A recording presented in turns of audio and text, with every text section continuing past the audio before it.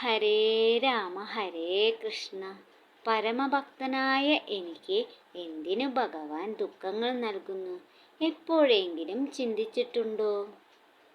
നഷ്ടങ്ങൾ, ദുഃഖങ്ങൾ, വേദനകൾ, ഒറ്റപ്പെടൽ, അവഗണനകൾ, അസുഖങ്ങൾ എല്ലാവരുടെയും ജീവിതത്തിൽ ഒരിക്കലെങ്കിലും ഈ അനുഭവങ്ങളിലൂടെ കടന്നു പോകാത്തവർ ഉണ്ടാകുമോ? ഭഗവാന്റെ പ്രിയ ഭക്തർ എല്ലാവരും ഇത്തരം സാഹചര്യത്തിലൂടെ കടന്ന് പോയവരാണ്. പരമഭക്തനായ എനിക്കും എന്തിനു ഭഗവാൻ ദുഃഖങ്ങൾ നൽകുന്നു എന്ന് എപ്പോഴെങ്കിലും ചോദിക്കാത്തവർ ഉണ്ടാവില്ല.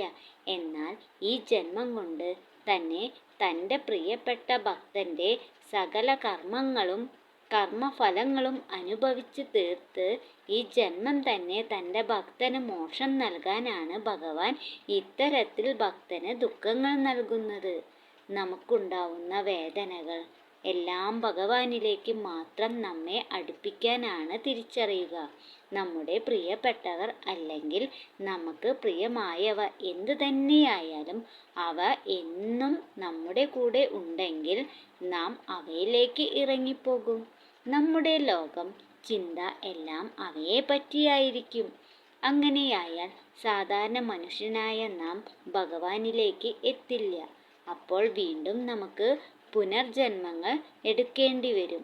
അത്തരത്തിൽ സംഭവിക്കാതിരിക്കാൻ ഭക്തവത്സലനായ ഭഗവാൻ നമ്മിലേക്ക് കൂടുതൽ അടുക്കാനായി മാത്രമാണ് നമുക്ക് ദുഃഖം നൽകുന്നത്. അവയെല്ലാം തന്നെ നമ്മുടെ കർമ്മഫലമാണ്.